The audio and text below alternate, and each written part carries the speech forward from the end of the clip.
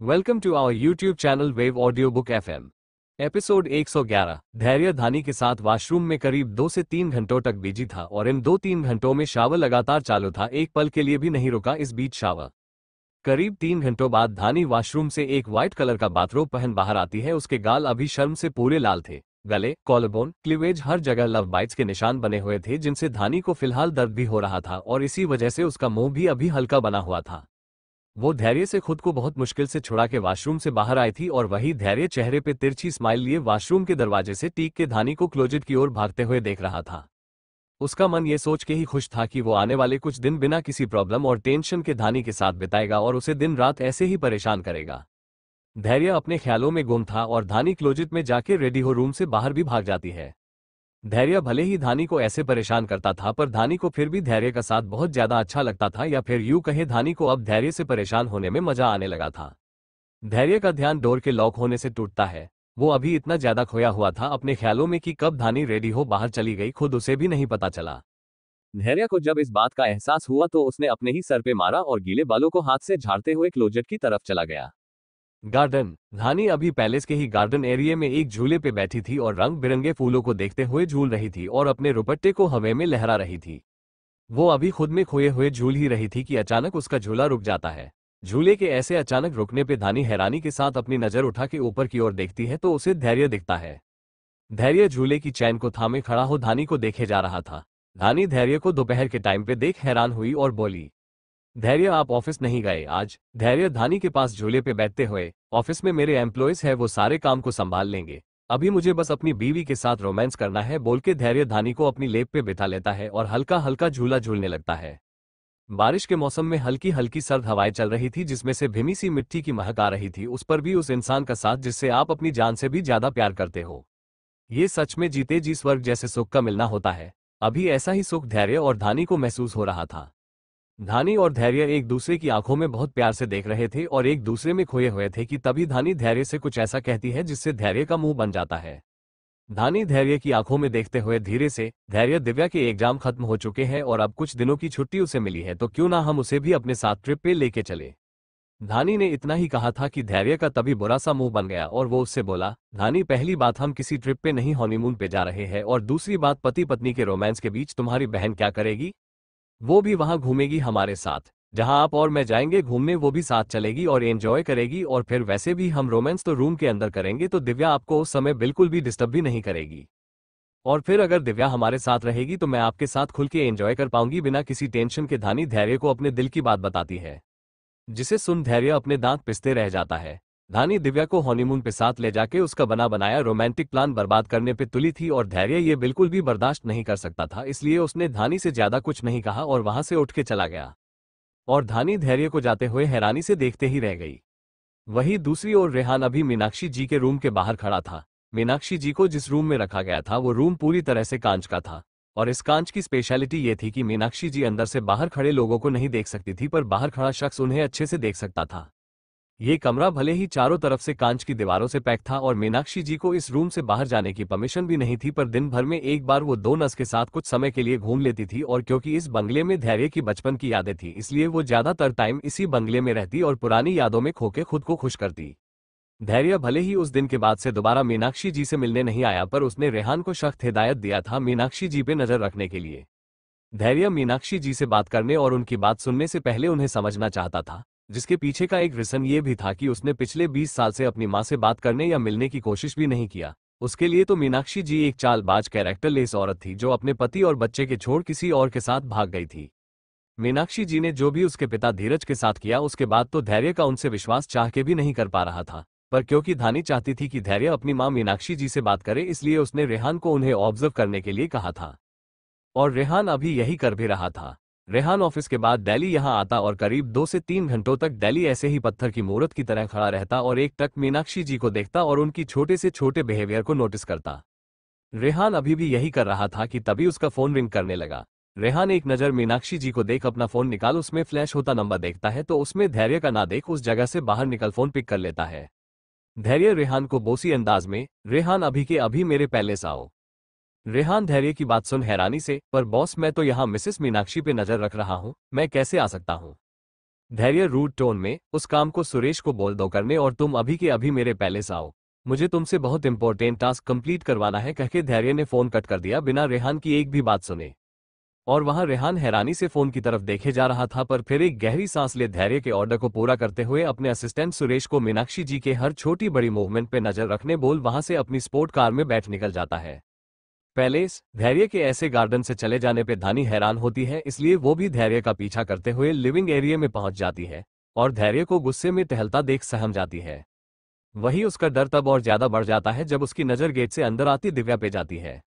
उसने हिम्मत करके धैर्य से दिव्या को साथ में ले जाने के लिए कह तो दिया था, पर जब अभी दिव्या और धैर्य एक ही जगह पे खड़े थे तो धानी को दिव्या के लिए डर लग रहा था। वही धैर्य की भी नजर जब कबाब में हड्डी की तरह दिव्या पे पड़ती है तो उसकी भी नसें गुस्से में तन जाती है। एपिसोड 112। धैर्य अभी काफी ज्यादा गुस्से में था और लाल आंखें लिए उसे ही घूर रहा था। आखिर घूरे भी क्यों ना, दिव्या की वजह से उसका हनीमून एक नॉर्मल फैमिली ट्रिप जो बन गया है। धानी जब धैर्य को दिव्या को ऐसे घूरते हुए देखती है तो वो बिना टाइम बर्बाद किए उन दोनों के बीच आ दिव्या को अपने पीछे छुपा लेती है। धैर्य जब धानी की ये हरकत देखता है तो उसका गुस्सा कम होने के बजाय और भी ज्यादा बढ़ जाता है, पर इससे पहले वो कुछ कहता रेहान भी पहले से आ जाता है। रेहान अंदर लिविंग एरिया में आ धैर्य को ग्रिट करते हुए, बॉस आपको मुझसे कोई काम था। धैर्य धानी को घूरते हुए, हाँ मम, चलो मेरे साथ बोल के धैर्य वहां से चला जाता है और रेहान धैर्य के पीछे। धैर्य के जाने के बाद दिव्या और धानी राहत भरी सांस लेती है। दिव्या धानी से, दीदी ये जीजू तो कुछ दिन से पहले सा नहीं रहे थे ना, तो आज अचानक वो कैसे टपक गए। धानी दिव्या के सर पे चपेट लगाते हुए, बचपना छोड़ दे, अब तू बड़ी हो गई है दिव्या, कुछ भी बोलने से पहले थोड़ा तो सोच लिया कर, बोल के धानी दिव्या को वही एक काउच पे बिठा दिव्या के लिए सर्विस से ढेर सारा नाश्ता मंगवा उससे बात करने लगती है। दिव्या अपने सामने ढेर सारा नाश्ता देख खुश हो जाती है और खाने लगती है। दीदी हम अगले कुछ दिनों तक यहाँ नहीं रहने वाले, तो माँ की देखभाल कौन करेगा। खाते हुए अचानक दिव्या को अपनी माँ की याद आ जाती है तो वो धानी से सवाल करती है। धानी शांत भाव से, मैंने इन कुछ दिनों के लिए नेहा से कह दिया है वो माँ की देखभाल करेगी और फिर धैर्य ने एक्स्ट्रा नर्सेस और गार्ड्स भी तैनात कर दिया है वहाँ, इसलिए मुझे कोई टेंशन नहीं है। माँ के लिए नेहा भी हमारी ही तरह है, इसलिए वो हमें मिस नहीं करेगी और हम कुछ समय के लिए घूम भी लेंगे। धानी दिव्या को पूरी बात बताती है। दिव्या धानी की बात सुन सविता जी की तरफ से बेफिक्र हो जाती है, पर फिर कुछ सोचते हुए बोली, दीदी तू पक्का मुझे अपने साथ लेके चलेगी ना, कहीं ऐसा ना हो जाए कि जीजू तुझे फिर से अपनी बातों में उलझा ले और तू उलझ भी जाए और मुझे यहाँ अकेले छोड़ के चली जाए। दिव्या को धानी के भोले स्वभाव के बारे में बहुत अच्छे से पता था और वो ये भी जानती थी कि उसका जीजू एक नंबर का चालबाज है जो उसकी मासूम बहन की मासूमियत का अच्छे से फायदा उठाता है और उसकी भोली भाली बहन उसे खुद का फायदा उठाने भी देती है। इसलिए उसे अभी टेंशन हो रही थी कि कहीं हमेशा की तरह धानी फिर से धैर्य की बातों में ना आ जाए और उसे यहाँ अकेले छोड़ के घूमने ना चली जाए। वही धानी जब दिव्या की ऐसी बात सुनती है तो वो उसे समझाते हुए बोली, दिव्या बच्चा ऐसा कुछ नहीं होगा, मैं तुझे अपने साथ लेके जाऊंगी, इसलिए डर मत। शाम का समय, धानी दिव्या अभी पैलेस के टेरेस पे खड़ी थी। टेरेस के हेलीपैड एरिया में दो चोपर खड़े थे और अपनी उड़ान भरने के लिए रेडी थे। दिव्या और धानी टेरेस पे खड़े दो चोपर को देख हैरान थी कि तभी वहां धैर्य रेहान के साथ आया। दोनों के चेहरे के भाव अभी अलग अलग थे। धैर्य के चेहरे पे जहां शातिर मुस्कान थी तो रेहान के चेहरे पे शरारती स्माइल। वो शांति से खड़े हो दिव्या को देखे जा रहा था स्माइल करते हुए, वही दिव्या का मुंह बना हुआ था रेहान को देख के। धानी रेहान को टेरेस पे देख चौंक गई। दिव्या बिना एक पल गवाए बोली, जीजू ये शुतुरमुर्ग यहाँ क्या कर रहा है, क्या ये भी हमारे साथ चलेगा।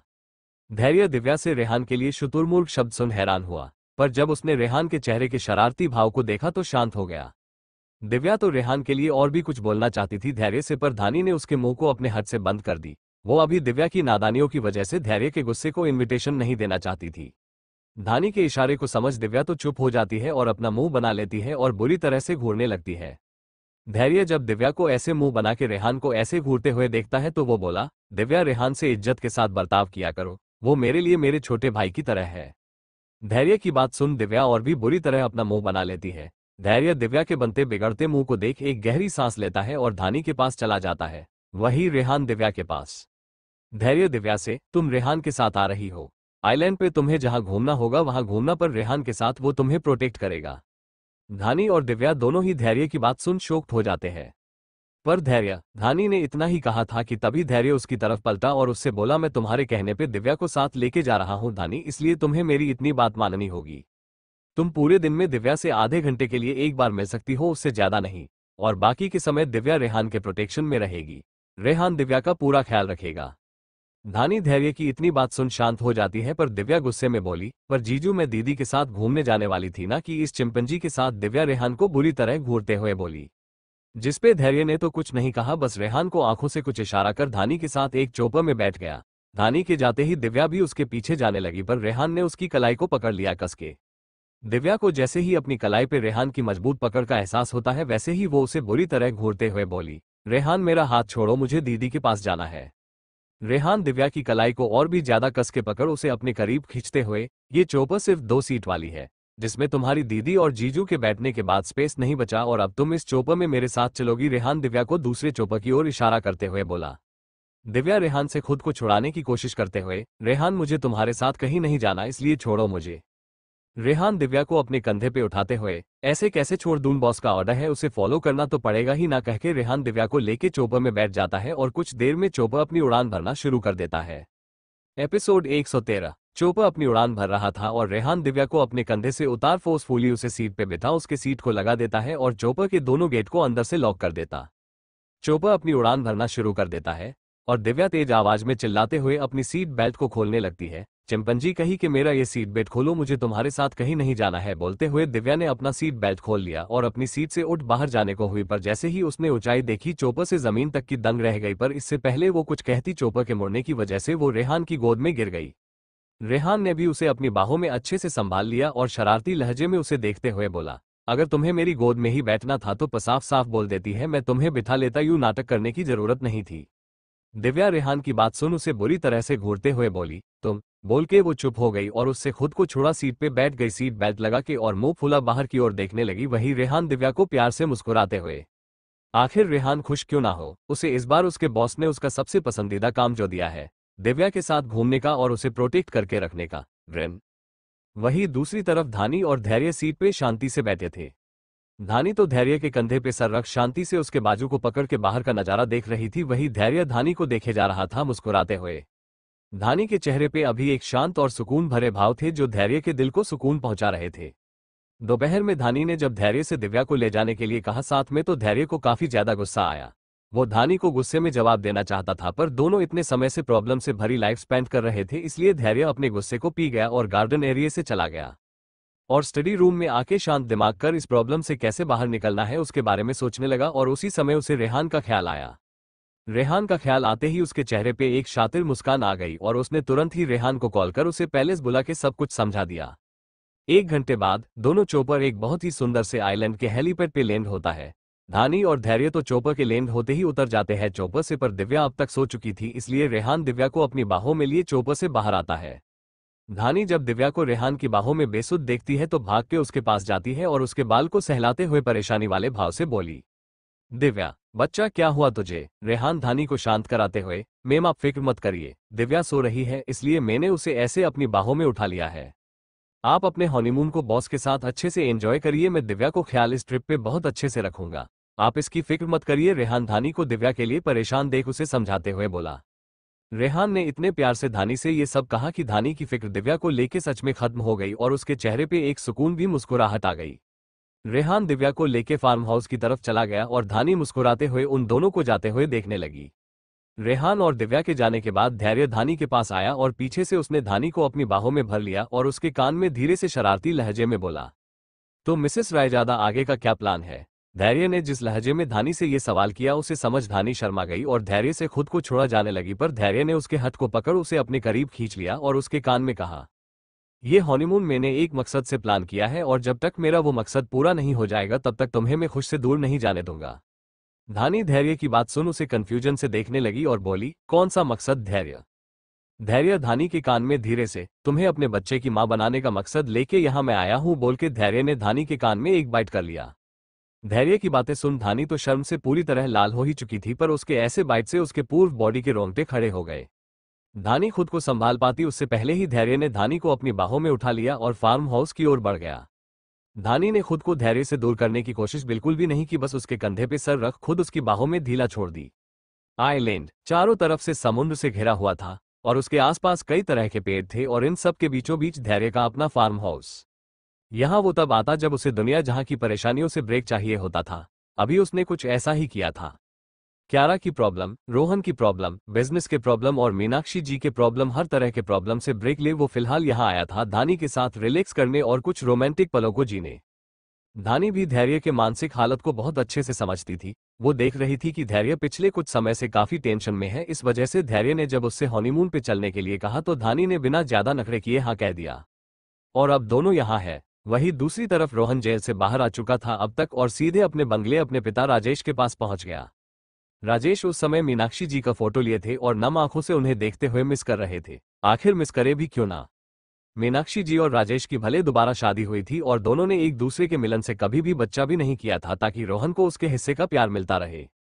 मीनाक्षी जी राजेश के हर बुरे बर्ताव को सहती पर फिर भी उन्होंने उनसे कभी कोई शिकायत नहीं की और आज जब मीनाक्षी जी उनके साथ नहीं है तो उन्हें वही पुरानी बातें याद आ रही है जिस वजह से उनकी आंखें नम है। पर रोहन जैसा स्वार्थी और अयाश इंसान इन फीलिंग को कहाँ समझता है। उसके लिए तो सारी दुनिया उसके कदमों के तले मिलनी चाहिए।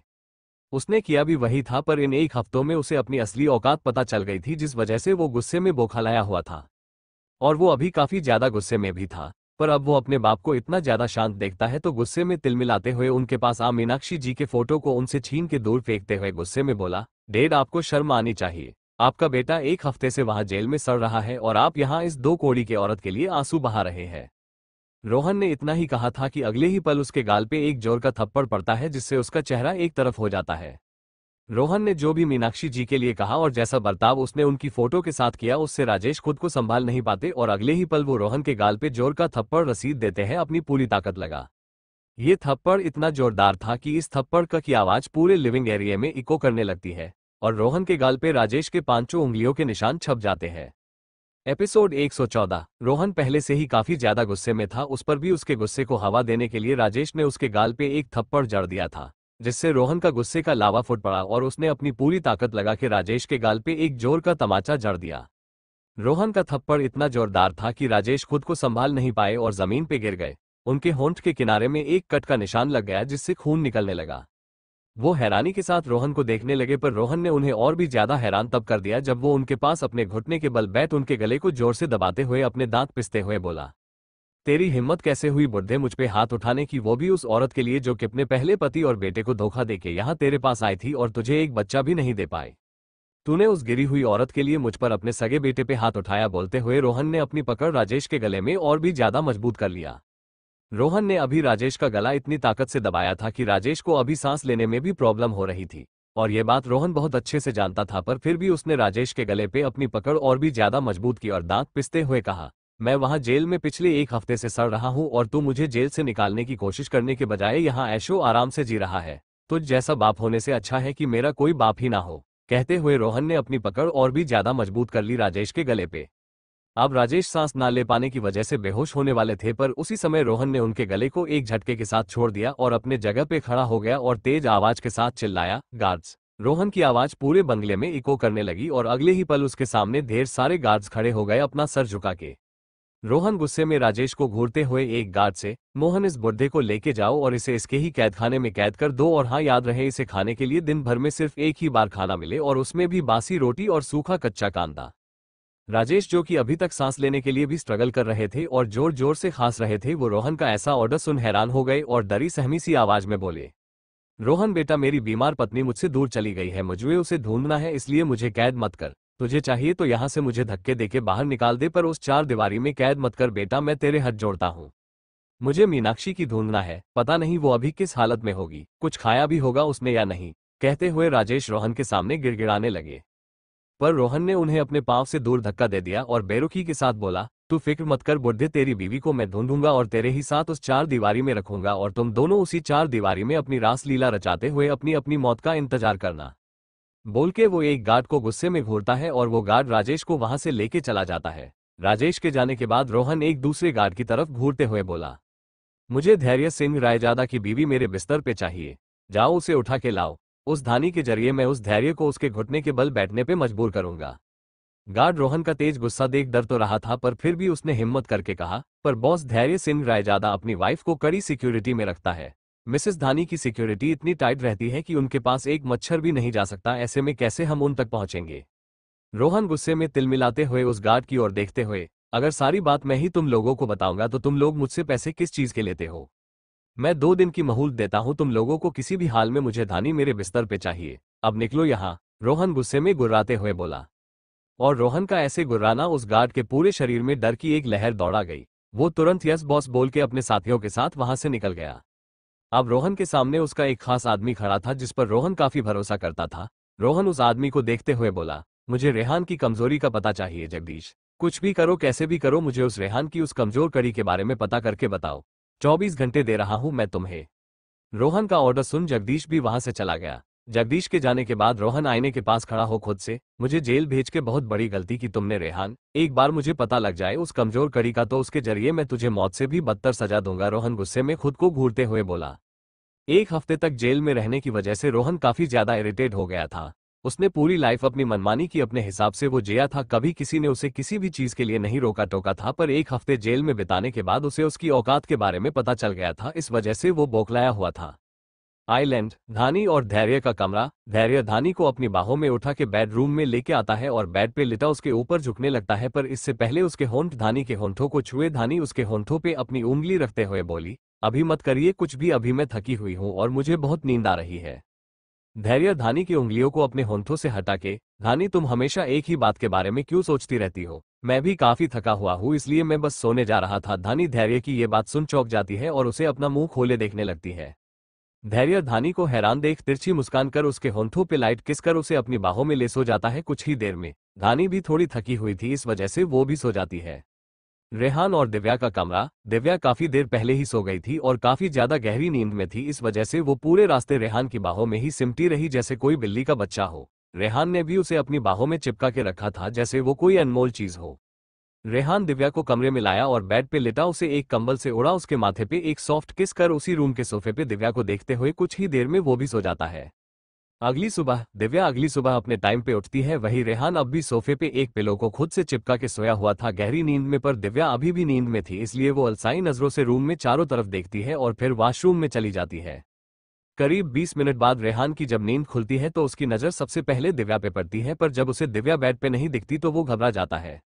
रेहान घबराए आवाज में, अब ये लड़की कहाँ गई कहते हुए वो सोफे से उठ रूम में सब जगह दिव्या को देखने लगता है। उसी समय दिव्या भी वॉशरूम से शावर ले खुद को व्हाइट टॉवल में लपेट अपने बालों को एक दूसरे टॉवल से सुखाते हुए बाहर आ रही थी। दिव्या की नजर अभी तक रेहान पे नहीं गई थी, पर रेहान दिव्या को टॉवल में देख अपनी जगह पे जम सा गया। आज लाइफ में पहली बार था जब रेहान किसी लड़की को इस रूप में देख रहा था। दिव्या का गोरा बदन, उस पर व्हाइट टॉवल उसे किलर लुक दे रहे थे और रेहान दिव्या के इस लुक को देख अपनी जगह पे जम चुका था। वही टॉवल से अपने बाल को सुखाते हुए दिव्या की अचानक ही नजर जब रेहान पे पड़ती है तो वो दंग रह जाती है और बिना एक पल गवाए अपनी पूरी ताकत लगा जोर से चिल्लाई, आ। एपिसोड 115। उसकी आवाज इतनी तेज थी कि अगले ही पल रेहान अपने होश में आया और तुरंत वो दिव्या के पास आके उसके मुंह को अपने हाथ से दबाते हुए बोला, चुप हो जा मेरी माँ, चिल्ला के सबको बताना है क्या कि तुम किसी हाल में अभी मेरे सामने हो? बोलते हुए रेहान दिव्या के मुंह को और ज्यादा दबा देता है और दिव्या गुस्से में रेहान के उस हाथ पे जोर से बाइट कर लेती है गुस्से में, जिस वजह से रेहान तुरंत ही दिव्या के मुंह से हाथ हटा देता है और अपने हाथ को हवा में झटकते हुए बोला, जंगली बिल्ली, जब देखो तब दांत काटते रहती है। दिव्या रेहान की बातों का जवाब जैसे ही देने को हुई वैसे ही वो रेहान के पीछे किसी चीज को देख फिर से जोर से चीख पड़ी, काकरोच। कहते हुए दिव्या अपना हाथ उठा दीवार की ओर इशारा करने लगी।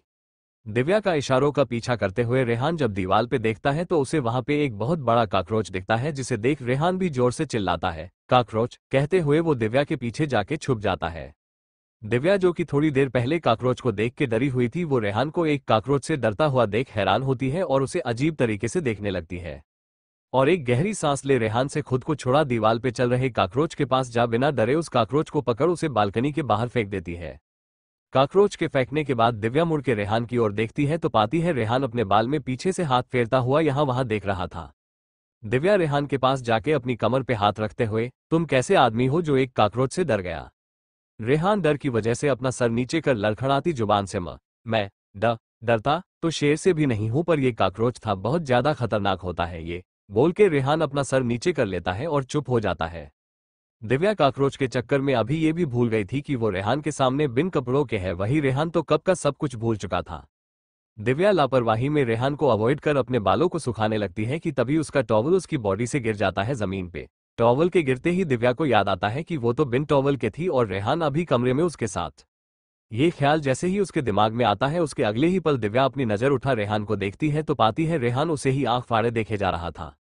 दिव्या रेहान को खुद को ऐसे देखता हुआ पाके तुरंत अपना टॉवल उठा खुद को कवर कर वॉशरूम में भाग जाती है। और वही रेहान का अब तक बुरा हाल हो चुका था। दिव्या को बिन कपड़ों के देख उसके शरीर में गर्मी बढ़ गई थी, जिससे उसका नीचे का पार्ट एकदम सख्त हो गया था, जिस वजह से वो भी दिव्या के रूम से निकल दूसरे रूम के वॉशरूम में भाग के जा शावर के नीचे खड़ा हो खुद को शांत करने लगता है। धानी और धैर्य का रूम। धानी अब तक शावर लेके रेडी हो चुकी थी और रूम में सभी जगह धैर्य को ढूंढ रही थी, पर उसे धैर्य रूम में कहीं नहीं दिखाई देता है। धैर्य को ढूंढते हुए धानी की नजर नाइट स्टैंड पे रखी एक चिट पे जाती है। धानी उस चिट को उठा के देखती है तो उसमें एक लेफ्ट साइड एरो का निशान बना हुआ था और लिखा हुआ था 15 मिनट तक धीमे कदमों से चल के इस दिशा में आओ धैर्य। धानी इस चिट को देख हैरान होती है, पर फिर हल्का सा मुस्कुराते हुए रूम से निकल लेफ्ट साइड चलने लगती है। करीब 15 मिनट तक लेफ्ट साइड बढ़ने पे धानी को जमीन पे एक फूलों से सजा हुआ एक बकेट दिखता है। धानी उस बकेट को उठा उसे ध्यान से देखने लगती है तो उसमें भी उसे एक चिट मिलती है। धानी उस चिट को निकाल जब उसे पढ़ती है तो उसमें लिखा होता है, सामने दिख रहे शिप में अंदर आ जाओ धैर्य। धानी चिट को पढ़ मीठी सी मुस्कान और हैरानी के साथ सामने की तरफ नजर उठा के देखती है तो उसे अपने सामने एक बहुत ही आलीशान सा व्हाइट कलर का शिप दिखाई देता है। धानी बिना कुछ सोचे समझे अपने कदम उस शिप की ओर बढ़ा देती है। वो शिप इतना बड़ा था कि इस शिप में एक पूरी सोसाइटी बनाई जा सकती थी, पर इस शिप में 2 मंजिला आलीशान सा रूम था, जिसे देख धानी हैरान हो जाती है। उसने आज तक ऐसा कुछ नहीं देखा था अपनी लाइफ में, पर आज देख रही थी। धानी जैसे ही शिप में एंटर करती है उसे गेट पे ही एक और चिट दिखती है। फिर से एक चिट देख धानी खुद से बोली, ये धैर्य को क्या हुआ है, इन्होंने इतना सस्पेंस क्यों बना के रखा है, कहाँ है ये। कहते हुए वो चिप को पढ़ती है तो उसमें लिखा हुआ था, शिप के अंदर अंडरग्राउंड एरिया में आओ। धानी को ये सब अच्छा तो लग रहा था, पर धैर्य ने इतना सस्पेंस बना के रखा था कि धानी को अब थोड़ा ये सस्पेंस इरिटेट करने लगा था। पर धानी अपनी उस फीलिंग को साइड में रख शिप के अंदर एंटर करती है और सीढ़ियों के थ्रू शिप के अंडरग्राउंड एरिया में जाती है। इस रूम में हल्का अंधेरा था, जिस वजह से धानी के अंदर थोड़ी सी घबराहट होने लगती है। इस वजह से वो तेज आवाज में धैर्य को नाम लेते हुए बुलाती है, धैर्य, धैर्य, आप कहाँ हैं, प्लीज बाहर आइए।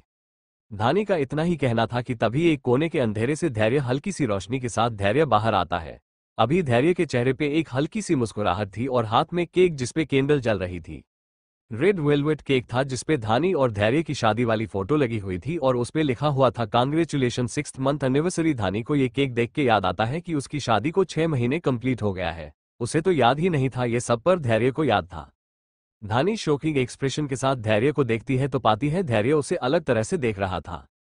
इतने खास मौके को भूल जाने के लिए मैं तुम्हें सजा तो दूंगा, वो भी बहुत बड़ी, पर अभी चलो केक कट करते हैं, बोल के धैर्य केक को टेबल पे रखता है और धानी को अपने पास लाके उसकी आंखों पे हट रख उससे बोला, जो चाहे विश मांग लो। आज ये धैर्य सिंगराय ज्यादा तुमसे वादा करता है कि किसी भी कीमत पे ये धैर्य तुम्हारे उस विश को पूरा करेगा। धानी धैर्य का वादा सुन हल्का सा मुस्कुराती है और कहती है, मेरी सिर्फ एक ही विश है, जब तक मेरी सांस चले आप मेरे साथ हो, हर कदम पे, फिर लाइफ में चाहे जैसे भी पल आए आप मेरा साथ ना छोड़े। बोल के धानी अपने आंखों से धैर्य का हाथ हटा उसकी ओर मुड़ उसके सीने पे अपना सर रख लेती है और प्यार से कहती है, मेरी चाहत सिर्फ आप है और आपका विश्वास और प्यार। मैं आपका ओबेशन नहीं बनना चाहती, मैं आपकी मोहब्बत बनना चाहती हूँ। बोल के धानी धैर्य की ओर देखती है। धैर्य धानी की बात सुन उसे हैरानी से देखते हुए बोला, धानी तुम मुझसे कुछ भी मांग सकती थी, मैं आज तुम्हें हर वो चीज दे देता, पर तुमने मुझे मांगा है ये जानते हुए भी कि मैं हमेशा से सिर्फ तुम्हारा ही था। फिर भी धैर्य काफी ज्यादा हैरान था धानी की बात को सुन के। वो ये अच्छे से जानता था कि धानी को वो 24 घंटे अपनी निगरानी में रखता है, फिर चाहे धानी उसके सामने हो या ना हो, धानी कभी भी उसकी नजरों से ओझल नहीं होती। धैर्य ने धानी को अपने मन से कुछ भी करने की आजादी भी नहीं दी थी और अभी धैर्य को लगा कि धानी धैर्य से विश के रूप में अपनी आजादी मांगेगी, पर उसने तो विश में उसे मांगा था जो कि उसका ही था और इसी वजह से धैर्य हैरान था। एपिसोड 116। धैर्य धानी की विश सुन एकदम हैरान था। वही धानी के चेहरे पे एक मीठी सी मुस्कान थी, जिसे देख धैर्य के भी चेहरे पे वही मुस्कान आ जाती है और वो धानी से बोला, इस कैंडल को फूंक मार के बुझाओ और तुम्हारा ये धैर्य तुम्हारी सारी विश पूरी करेगा, ये वादा रहा। धानी धैर्य की बात सुन मुस्कुराते हुए हल्का सा झुक के कैंडल को फूंक मार के बुझा देती है। कैंडल के बुझ जाने के बाद धैर्य धानी का हाथ पकड़ केक कट करता है और एक छोटा सा पीस धानी को खिला देता है। धानी अभी रेड वेलवेट केक को खा ही रही थी कि तभी धैर्य उससे शिकायती लहजे में बोला, मुझे भी केक खाना है। धानी धैर्य की बात सुन मुस्कुराते हुए जैसे ही उसे अपने हाथों से केक खिलाने गई वैसे ही धैर्य ने धानी के हाथ को नीचे किया और कहा, ऐसे नहीं खाना। धानी कंफ्यूजन में उसे देखने लगी और बोली, ऐसे नहीं खाना तो कैसे खाना है आपको। धैर्य धानी के होंठों के किनारे लगे हुए केक को अपनी जीभ से सक करते हुए, ऐसे ऐसे खाना है मुझे केक। धानी धैर्य की बात सुन शर्मा जाती है और अपनी नजर नीचे कर लेती है, पर अगले ही पल धैर्य उसके चेहरे को उठाता है और बोला, मैं वेट कर रहा हूँ केक खाने का। धैर्य ने ये बात इतने प्यार से कहा था कि धानी खुद को रोक नहीं पाए और धानी शर्माते हुए केक का एक पीस अपने दांतों तले दबा अपने पैर के पंजों के बल खड़ी हो धैर्य की ओर बढ़ जाती है। धैर्य भी धानी के ऐसे करने पे तिरछी मुस्कान के साथ हल्का सा झुक उस केक को खाने लगता है। धानी उस केक को खा नहीं रही थी, सिर्फ उसने उसे पकड़ के रखा था और वही धैर्य मजे से केक के साथ धानी के होंठों को खाए जा रहा था। धैर्य धानी को किस करते हुए उसे वही सोफे पे लिटा देता है और खुद उसके ऊपर आ उसके गले और कॉलर बोन पे हल्का सा केक लगा के उस केक को खाने लगता है और साथ ही धानी की नर्म मुलायम स्किन को भी। धानी धैर्य के ऐसे करने पे पूरी तरह सिहर उठती है और अपनी आंख बंद कर लंबी लंबी आहें लेते हुए धैर्य के होंठों को खुद पे फील करने लगी। धैर्य प्लीज, आह प्लीज धैर्य आराम से, आह कहते हुए धानी को खुद पे कंट्रोल रखने की कोशिश करने लगी, पर धैर्य पे तो आज रोमांस का बुखार चढ़ा हुआ था और इसी वजह से धैर्य धानी के साथ और भी ज्यादा रूडली बिहेव करने लगता है। धैर्य धानी को चूमते हुए उसके कपड़े निकाल देता है और खुद के भी कपड़े निकाल उन्हें दूर फेंक धानी के ऊपर आ उसके हर एक बॉडी पार्ट को चूमने और चूसने लगता है। धानी लंबी लंबी आहें लेते हुए धैर्य के बाल और उसके कंधे पे अपनी पकड़ मजबूत बना आहें लेने लगती है। धैर्य काफी समय तक धानी की पूरी बॉडी को मदहोशी के साथ चूमते हुए नीचे की तरफ बढ़ता है और धानी में समाते हुए धानी और अपने शरीर की गर्मी को शांत करने लगा। वहीं दूसरी तरफ दिव्या रेडी हो रूम से बाहर निकल अपनी बहन धानी को ढूंढ रही थी, पर उसे धानी कहीं नहीं मिली। वो अभी धानी को ढूंढ ही रही थी कि तभी उसे अपने सामने रेहान दिखाई दिया। सुबह को उसके और रेहान के बीच जो भी हुआ उस वजह से वो अभी रेहान का सामना करने पे भी शर्मा रही थी, इसी वजह से वो जल्दी से एक पीले के पीछे जाके छुप जाती है। पर इससे पहले वो छुपे रेहान ने उसे देख लिया और दिव्या की हालत देख खुद को मुस्कुराने से रोक नहीं पाया। अभी रेहान के चेहरे पे दुनिया जहां की खुशियां थी। दिव्या के साथ टाइम स्पेंड करना और उसे छेड़ना रेहान को बहुत ज्यादा पसंद आता था और वो अभी यही करने के लिए दिव्या के पास धीमे कदमों से गया। वही दिव्या अभी पीले के पीछे अपनी आंख बंद कर दोनों हाथ जोड़ प्रार्थना कर रही थी, भगवान प्लीज मुझे इस गोरीले से बचा लीजिए, प्लीज भगवान। दिव्या धीमी आवाज में यही शब्द बार बार दोहरा रही थी और क्योंकि रेहान दिव्या के एकदम पास खड़ा था इसलिए वो दिव्या के इन बातों को बहुत अच्छे से सुनने के बाद दिव्या को टोंट मारने के लहजे में बोला, तो मैं गोरीला हूँ। दिव्या जैसे ही रेहान की आवाज सुनती है वो एकदम सकपका जाती है और अपनी आंख खोल हड़बड़ाते हुए उसे देखते हुए ना में जल्दी जल्दी में अपना सर हिलाते हुए बोली, नहीं मैंने ऐसा कब कहा, कहते हुए वो अपने कदम पीछे लेने लगती है। रेहान दिव्या के करीब आते हुए, अच्छा तुमने नहीं कहा तो कल मुझे शुतुरमुर्ग कौन कह रहा था और वो क्या कहा था तुमने मुझे, आहम चमगादड़, यही कहा था ना तुमने मुझे कल बॉस के सामने। रेहान याद करने का नाटक करते हुए बोला, जिसे सुन दिव्या और घबरा गई और वहां से भाग के जाते हुए बोली, मुझे कुछ याद नहीं आ रहा, मैं दीदी को ढूंढने जा रही हूं कहके दिव्या वहां से भाग गई। पर क्योंकि आज रेहान पूरी तरह फुर्सत में था इस वजह से उसने भी इस मौके का अच्छे से फायदा उठाते हुए दिव्या के पीछे भागने लगा। दिव्या भाग के समुद्र के किनारे आई और वहां खड़ी एक बोट पे बैठ गई और उसका मोटर चालू कर वहां से जाने लगी, पर इससे पहले उसकी बोट अपनी स्पीड पकड़ती रेहान भी आके उस बोट में बैठ जाता है। रेहान के बैठते ही बोट अपनी स्पीड पकड़ लेती है। दिव्या बेचारी रेहान से दूर भागने के चक्कर में उसके साथ बोट में फंस जाती है। वो उठने को हुई पर रेहान उसका हाथ पकड़ उसे रोकते हुए बोला, ऐसे कहाँ भाग रही हो, पहले मेरे सवाल का जवाब दो उसके बाद जाना जहां जाना होगा, कहते हुए रेहान दिव्या को फिर से बोट पे बिठा देता है। जिसपे दिव्या झुंझुलाते हुए बोली, मुझे तुम्हारे किसी भी सवाल का कोई जवाब नहीं देना, छोड़ो मेरा हाथ, कहके वो बोट के इंजन को बंद कर देती है और रेहान से अपना हाथ छुड़ा फिर से भागने लगती है। उसे आज रेहान के सामने खड़े होने भी बहुत ज्यादा शर्म आ रही थी, इस वजह से वो रेहान से दूर भाग रही थी और क्योंकि रेहान को ये बात बहुत अच्छे से पता था इसलिए वो उसे परेशान करने के लिए उसके पीछे पीछे भाग रहा था। वहीं दूसरी ओर दिव्या और धानी एक दूसरे के प्यार में खोए हुए थे और एक दूसरे को पूरे पैशन के साथ प्यार कर रहे थे। करीब 2 से 3 घंटों तक दोनों के बीच यही सिलसिला चलता रहा। फिर धानी के थक जाने पर धैर्य ने उसे कुछ देर आराम करने दिया। फिर करीब 1 घंटे और बीत जाने के बाद धैर्य धानी से बोला, धानी तुमने समुद्र के अंदर की दुनिया देखी है कभी? धानी अपना सर हाँ में हिलाते हुए, मैंने टीवी में बहुत बार देखा है समुद्र के नीचे की दुनिया। धैर्य मुस्कुराते हुए, चलो आज मैं तुम्हें रियल में दिखाता हूँ। धानी घबराते हुए, पर मुझे तैरने नहीं आता धैर्य। धैर्य धानी की घबराहट को कम करते हुए, मुझ पे भरोसा करो धानी और चलो मेरे साथ। धानी कंफ्यूजन में, कहा धैर्य। धैर्य मुस्कुराते हुए, just follow me my sweet wife बोल के धैर्य धानी को अपने साथ लेके जाता है शिप के एक कोने में। वहां पे 2 स्विमिंग कॉस्ट्यूम थे ब्लैक कलर के। धैर्य एक स्विमिंग कॉस्ट्यूम मो धानी को देते हुए बोला, इसे पहनो धानी। धानी स्विमिंग कॉस्ट्यूम को अजीब तरह से देखते हुए, धैर्य मैं इसे पहनूं कैसे, कितना बड़ा है ये, इस कॉस्ट्यूम के पांव कितने ज्यादा बड़े हैं, मैं इनमें सांस कैसे लूंगी। धैर्य धानी की बात सुन हंसने लगा और बोला, धानी एक बार इसे पहन के देखो तुम्हें अच्छा लगेगा। धैर्य के कहने पे धानी उस स्विमिंग कॉस्ट्यूम को पहनने लगती है और धैर्य उसकी मदद करता है उसे अच्छे से पहनने में। धानी का पहन के हो जाता है, उसके बाद धैर्य अपना कॉस्ट्यूम पहनता है और फिर धैर्य धानी के मुंह में ऑक्सीजन मास्क लगा, खुद भी लगा, धानी का हाथ पकड़ समुद्र में कूद जाता है। धानी को पहले तो डर लग रहा था इतने विशाल समुद्र में कूदने पे, पर क्योंकि धैर्य उसके साथ था इसलिए वो कूद जाती है और क्योंकि उसने ऑक्सीजन मास्क पहना था इसलिए उसे सांस लेने में प्रॉब्लम नहीं हो रही थी। धैर्य पूरे समय धानी का हाथ पकड़ के रखता है और समुद्र में और नीचे जाते हुए धानी को एक एक चीज दिखाने लगता है। धानी ने जिन चीजों को आज तक सिर्फ टीवी में देखी थी आज वो उसे हकीकत में देख रही थी। धानी अपने पास से एक बहुत बड़े शार्क को जाते हुए देख पहले तो डर जाती है, पर जब वो देखती है कि वो शार्क उस पर ध्यान भी नहीं दे रहा तो उसे हल्का फील होता है। समुद्र की गहराई में धानी golden fish, octopus, jellyfish, seahorse और भी बहुत तरह के समुद्र के जीवों को देखती है और बहुत ज्यादा खुश होती है। वो अभी खुशी से उछल रही थी। उसे डूबने का बिल्कुल भी डर नहीं था क्योंकि धैर्य उसके साथ था। धैर्य ने पूरे समय धानी के हाथ को थाम के रखा था और धानी उसकी मदद से समुद्र में तैर रही थी। एपिसोड 117। धैर्य धानी के साथ आइलैंड पे पूरे 4 दिन बहुत ज्यादा खुश था। उसने इन 4 दिन में एक पल के लिए भी धानी को अकेला नहीं छोड़ा था। उसके साथ रहता और उसे तरह तरह की चीजें दिखाता और उसे खुश दुख के खुश होता। वहीं दूसरी तरफ रेहान भी दिव्या के साथ काफी खुश था। इन 4 दिन के ट्रिप में उन दोनों में थोड़ी अंडरस्टैंडिंग आ गई थी और अब दिव्या रेहान से बहुत प्यार और इज्जत से बात किया करती थी। तो वहीं दूसरी तरफ क्यारा का बहुत ही बुरा हाल था। उसे यूं ही चेयर से बांध के रखा जाता और सिर्फ खाने के समय ही उसके हाथ खोले जाते। इन एक हफ्ते में उसका हाल एकदम बुरा हो गया था। बाल पूरी तरह से बिखर चुके थे। शरीर से उसके गंदी स्मेल आती थी क्योंकि वो एक हफ्ते से नहाए तक नहीं थी और ना ही उसने कपड़े बदले थे, जिस वजह से उसके बॉडी से एक अजब तरह की बदबू आने लगी थी और पूरे बॉडी में खुजली होने लगी थी। क्यारा को यूं ही किडनैप हुए आज पूरे 8 दिन बीत चुके थे और उसे अब इस बंधन से किसी भी तरह से आजाद होना था। इसलिए वो इस बंधन से निकलने के लिए खुद ही दिमाग लगाने लगी और अपने आसपास की चीजों को ऑब्जर्व करने लगी। पूरे कमरे हल्की हल्की रोशनी थी। एक जगह पे कांच की कुछ बोतल्स रखी थी। क्यारा की आंखों में उन कांच के बोतल्स को देख चमक आ जाती है। वो कुर्सी को तेज तेज हिलाती है जिससे वो कुर्सी सहित नीचे गिर जाती है और फिर लुढ़कते हुए क्यारा उन बोतल्स के पास पहुंच जाती है और बहुत मुश्किल से एक बोतल को उठा उसे फोड़ के उसके थरू अपनी रस्सियों को खोल देती है। क्यारा ने अभी उन रस्सियों को खोला ही था कि तभी कमरे का दरवाजा खुलता है। क्यारा को जैसे ही इस बात का एहसास होता है वो फिर से पहले की तरह बैठ जाती है। एक गार्ड दरवाजा खोल के अंदर आता है और क्यारा के लिए खाना और पीने का पानी रख वहां से चला जाता है।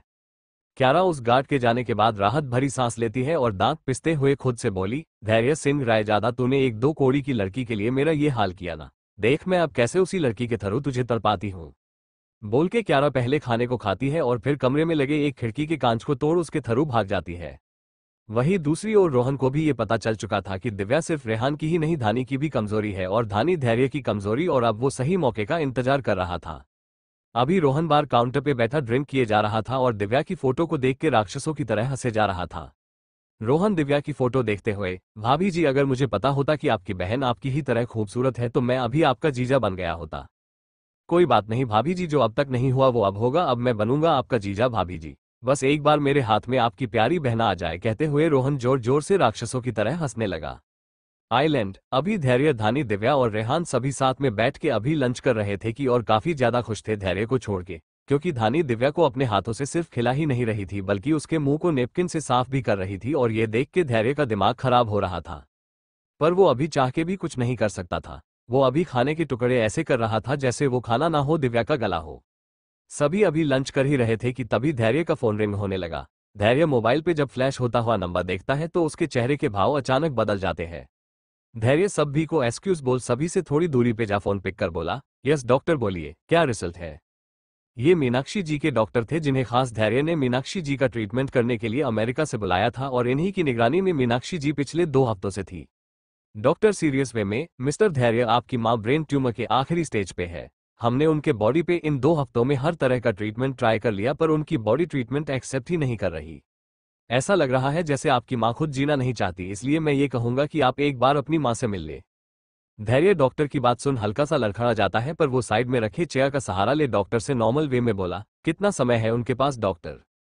डॉक्टर सीरियस वे में, ज्यादा से ज्यादा 1 महीने, उसके ऊपर नहीं है उनके पास समय। डॉक्टर ने इतना ही कहा था कि तभी धैर्य की आंखों से एक कतरा आंसू जमीन पे गिर जाता है। वो तुरंत फोन कट कर देता है और सबके पास आ रेहान से बोला, रेहान चोपर रेडी करवाओ, हम अभी मुंबई के लिए निकलेंगे। बोल के धैर्य फार्म हाउस के अंदर चला जाता है। धैर्य का चेहरा अभी उतरा हुआ था। उसके चेहरे पे हमेशा ही एक एटीट्यूड का भाव रहता था, पर अभी उसके चेहरे पे मायूसी साफ नजर आ रही थी, जिसे धानी बहुत अच्छे से नोटिस करती है और जिसे नोटिस कर वो भी उसके पीछे फार्म हाउस के अंदर चली जाती है। धानी और धैर्य के ऐसे चले जाने पे दिव्या भी उनके पीछे जाने को हुई, पर रेहान उसका हाथ पकड़ उसे रोकते हुए बोला, तुम हस्बैंड वाइफ के पीछे क्यों जा रही हो, उन्हें अकेले टाइम स्पेंड करने दो। दिव्या धानी के लिए परेशान होते हुए, पर दीदी परेशान दिख रही थी, उन्हें मेरी जरूरत होगी ना, इसलिए मुझे जाने दो। रेहान एक गहरी सांस ले, तुम्हारी दीदी को तुम्हारे जीजू की जरूरत है, ना कि तुम्हारी उनके पीछे मत जाओ। तुम मेरे साथ चलो। दिव्या को रेहान की कही बात सही लगती है, इसलिए वो उससे ज्यादा बहस ना करते हुए उसके साथ चली जाती है। धैर्य अभी अपने कमरे में था और यहाँ वहाँ टहल रहा था। धानी उसी समय कमरे में अंदर आई और धैर्य को ऐसे परेशान देख बोली, धैर्य आप इतना परेशान क्यों है। धैर्य बेरुखी से, कुछ नहीं ऐसे ही। धानी धैर्य के चेहरे को अपने दोनों हाथ में भरते हुए, धैर्य मेरी आंखों में देखिए और फिर बोलिए कि आपको कोई परेशानी नहीं है। धानी के नर्म मुलायम हाथ की छुअन और उसकी प्यारी सी बोली धैर्य के दिल को अंदर तक पिघला देती है। वो तुरंत धानी को अपने करीब खींच उसे अपने गले से लगा लेता है और थकी हुई आवाज में बोला, वो औरत सच में धोखेबाज है धानी, नफरत है मुझे उस औरत से, बेहिसाब नफरत है। धैर्य ने इन सब में एक बार भी ना ही मीनाक्षी जी का नाम लिया और ना ही उसने मां शब्द कहा, पर फिर भी धानी को समझने में देर नहीं लगी कि धैर्य अभी मीनाक्षी जी के बारे में बात कर रहा था। धानी को अभी काफी अच्छा लग रहा था ये देख के कि धैर्य के दिल में अपनी मां के लिए नफरत से हटके कोई और फीलिंग भी थी, क्योंकि धैर्य की आंखों में अभी पानी थे। बस धानी को ये नहीं पता था कि धैर्य की आंखें आज नम क्यों हो गई है। धानी धैर्य को खुद से चिपकाए हुए बोली, धैर्य क्या हुआ, आप इतने इमोशनल क्यों हो गए हैं आज। धैर्य धानी को और भी ज्यादा मजबूती से अपनी बाहों में भरते हुए, वो औरत मेरे सवालों से, मेरे इल्जामों से बच के दूसरी दुनिया में जाना चाहती है और मैं ऐसा बिल्कुल नहीं होने दूंगा। मैं उस औरत को कैसे भी करके जिंदा रखूंगा और फिर उस पर इल्जाम लगाऊंगा जो उसने मेरे और मेरे पिता के साथ किया है उसका। धैर्य धानी से कोई भी बात सीधे सीधे नहीं कह रहा था, इस वजह से धानी को कुछ समझ नहीं आ रहा था कि आखिर धैर्य कहना क्या चाहता है, पर उसने अभी धैर्य से ज्यादा सवाल करना सही नहीं समझी और फिलहाल के लिए बस धैर्य को शांत कराते रही। कुछ समय तक धैर्य तू ही धानी से चिपक के खुद को शांत करता रहा। फिर करीब 1 घंटे बाद धैर्य धानी के साथ चोपर में बैठ मुंबई के लिए निकल गया। एपिसोड 118 पर रेहान और दिव्या अभी आइलैंड में ही रुकते हैं और कुछ समय के लिए धैर्य का चोपर उसके पैलेस के टेरेस के हेलीपैड पे लैंड होता है। धैर्य चोपर से बाहर निकलते हुए धानी से जाते हुए, धानी तुम रेस्ट करो, मैं रात में आऊंगा बोल के धैर्य जाने लगता है, पर तभी धानी धैर्य का हाथ पकड़ उसे रोकते हुए बोली, मां से मिलने जा रहा हूं, आप ये मुझसे सीधे सीधे भी बोल सकते हैं। धैर्य धानी प्यार से मजाकिया लहजे में बोली, जिस पर धैर्य धानी को घूर के देखते हुए कड़क आवाज में बोला, मैं मजाक के मूड में नहीं हूं धानी। पर धानी धैर्य के करीब आते हुए उसके गुस्से को पूरी तरह अवॉइड कर प्यारी सी आवाज में बोली, मैं भी मजाक के मूड में नहीं हूं धैर्य, और इसीलिए मैं आपके साथ चलूंगी मां से मिलने। धानी के ऐसे पास आने से धैर्य का मूड सही तो हो रहा था, पर जब वो धानी के मुंह से मीनाक्षी जी के लिए मां शब्द सुनता है तो उसका सारा मूड फिर एक स्पॉइल हो जाता है और वो गुस्से में धानी को घूरते हुए बोला, सबसे पहली बात धानी, तुम उस औरत के लिए मां शब्द को यूज नहीं करोगी। धैर्य धमकी भरे लहजे में बोला, जिसे पूरी तरह से अवॉइड कर धानी हल्का सा मुस्कुराते हुए बोली, मैं तो कहूंगी धैर्य, और एक बार नहीं 1000 बार कहूंगी। माँ माँ माँ माँ। धानी ऐसे ही बार बार मीनाक्षी जी के लिए माँ शब्द का इस्तेमाल करती है, जिससे इरिटेट होकर धैर्य धानी के चिन को ऊपर उठा उसके होंठों को अपने दांतों तले दबा देता है और धानी के होंठों को सक करने लगता है। धैर्य के ऐसे किस करने पे धानी पूरी सिहर जाती है, उसके रोंगटे तक खड़े हो जाते हैं और वो धैर्य के कॉलर को पकड़ लेती है और धैर्य के किस को फील करने लगती है, पर उसके अगले ही पल धैर्य धानी के होंठों से दूर हो धानी को देखने लगा। धानी को देख के अभी ऐसा लग रहा था जैसे उसे और भी ज्यादा धैर्य के होंठों को फील करना था अपने होंठों पे, पर धैर्य ने उससे पहले ही अपने होंठों को धानी के होंठों से अलग कर दिया, जिससे धानी का मुंह बना गया। धैर्य धानी के बने हुए मुंह को देखते हुए उसकी नाक पे अपनी उंगली फेरते हुए, ये तुम्हारी पनिशमेंट है मुझसे जुबान लड़ाने के लिए, अब जाओ आराम करो रूम में, मैं रात में आके तुम्हें अच्छे से सेटिस्फाई करूंगा। कह के धैर्य जाने लगा तो धानी उसके हाथ को पकड़ उसे रोकते हुए बोली, धैर्य मुझे अभी सेटिस्फैक्शन नहीं, सिर्फ आपका साथ चाहिए। आप जहां भी हो उस रास्ते पे मैं भी आपके साथ चलना चाहती हूँ, इसलिए प्लीज धैर्य मुझे भी लेके चलिए। मैं कोई जिद नहीं करूंगी, आप दोनों की बातों में जरा सा भी इंटरफेयर भी नहीं करूंगी, जैसा आप कहेंगे वैसा ही करूंगी प्लीज। धानी ये सब इतने प्यार से बोल रही थी कि धैर्य उसे मना ही नहीं कर पाया और बोला, ठीक है चलो, पर एक बात याद रखना, तुम्हें सिर्फ वहां खड़े होके एक दर्शक की तरह तमाशा देखना है, सिर्फ देखना है और कुछ नहीं करोगी तुम। धानी हाँ में अपना सर हिला देती है तो धैर्य धानी के हाँ कहने के बाद उसे अपने साथ लेके चला जाता है मीनाक्षी जी के पास। मीनाक्षी जी उस समय दवाइयों के असर से सोई हुई थी, उनका चेहरा अभी काफी मुरझा गया था। धैर्य उनकी ये हालत देख सहम जाता है। 2 हफ्ते पहले तक वो काफी ज्यादा तंदुरुस्त लग रही थी, पर अभी वो काफी ज्यादा कमजोर लग रही थी, जिसे देख धैर्य डॉक्टर से सख्त लहजे में बोला, डॉक्टर ये कैसा ट्रीटमेंट कर रहे हैं आप, ये इतनी ज्यादा कमजोर कैसे होते जा रही है। डॉक्टर अपना सर झुका, सर हम अपना बेस्ट दे रहे हैं पर इनकी बॉडी ट्रीटमेंट एक्सेप्ट ही नहीं कर रही तो हम क्या करें। धैर्य डॉक्टर की बात सुन गुस्से में सोती हुई मीनाक्षी जी को घूरते हुए, मीनाक्षी जी से तो आपको लगता है कि आप इस तरह से मेरी नफरत से बच सकती है, बिल्कुल नहीं, मैं ऐसा नहीं होने दूंगा, बोल के धैर्य डॉक्टर की ओर देख के बोला, इन्हें उठाओ डॉक्टर, मुझे इनसे बात करनी है। डॉक्टर अपना सर झुका, सॉरी सर, ये अभी दवाइयों की वजह से सोई हुई है और जब तक इन पे दवाइयों का असर रहेगा तब तक हम कुछ नहीं कर सकते। धैर्य गुस्से में डॉक्टर को देखते हुए, मैंने तुमसे तुम्हारी राय नहीं मांगी है डॉक्टर, मैं ऑर्डर दे रहा हूं, अभी उठाओ इन्हें। डॉक्टर अपना सर झुका, सर सिर्फ 1 घंटे वेट करिए, ये 1 घंटे में होश में आ जाएंगी, प्लीज सर समझने की कोशिश करिए। धैर्य डॉक्टर की बात सुन के एक गहरी सांस लेता है और वही कुर्सी पे बेड टाइम को गुजरते हुए देखने लगता है। और वही धानी कांच के थ्रू धैर्य को देखे जा रही थी और मीनाक्षी जी को बेड पे लेटे हुए भी, और दोनों माँ बेटे को देख परेशान हो रही थी। करीब 1 घंटा बीत जाने के बाद मीनाक्षी जी होश में आते ही अपनी नजर घुमा चारों तरफ देखती है तो उन्हें अपनी आंखों के सामने धैर्य दिखाई देता है, बिना किसी एक्सप्रेशन के, बिना पलक झपकाए एक टक उन्हें देखते हुए। मीनाक्षी जी धैर्य को ऐसे खुद को देखता हुआ पा थोड़ी सहम सी जाती है और बेड पे जल्दी से उठ के बैठने की कोशिश करती है पर कमजोरी के कारण बैठ नहीं पाती। धैर्य ये सब होते हुए साफ देख रहा था पर वो आगे बढ़ के उनकी मदद तक नहीं कर रहा था, और क्योंकि अभी कमरे में कोई भी नहीं था इसलिए उन्हें किसी और से मदद की उम्मीद भी नहीं थी। वही धानी जो ये सब कांच के थ्रू बाहर से खड़े हो देख रही थी, उसका दिल अंदर तक ये सब देख पसीज रहा था पर वो भी चाह के भी कुछ नहीं कर पा रही थी। मीनाक्षी जी पूरी हिम्मत करके उठ के बैठ बहुत प्यार से धैर्य को देखते हुए बोली, धैर्य बेटा तुम यहाँ। धैर्य टोंट मारते हुए, आपने कर्म ही कुछ ऐसे किए हैं कि बिना उनका हिसाब लिए मैं आपको मरने भी नहीं दे सकता, इसलिए आज यहाँ मैं आपको ऑर्डर देने आया हूँ, जो भी ट्रीटमेंट हो रही है उससे ठीक होने की कोशिश करिए। कह के धैर्य जाने लगा कि तभी मीनाक्षी जी ने कहा धीमी आवाज में, मुझे जीने की चाह नहीं है बेटा, मैं बस अपने पति के पास वापस जाना चाहती हूँ, मुझे सिर्फ उनके पास भेज दो। धैर्य की भौहें मीनाक्षी जी की ये बात सुन सिकुड़ जाती है, वो उन्हें गुस्से में देखने लगा और बोला, उस इंसान से इतना प्यार कि आप अपने सगे बेटे को दोबारा छोड़ के उस इंसान के पास जाना चाहती है जिसने आपकी कभी कद्र नहीं की। मीनाक्षी जी धीमी आवाज में, वो मेरे पति है, आखिर सांस तक उनके साथ रहना मेरा फर्ज है, फिर चाहे हमारा जैसा भी रिश्ता हो।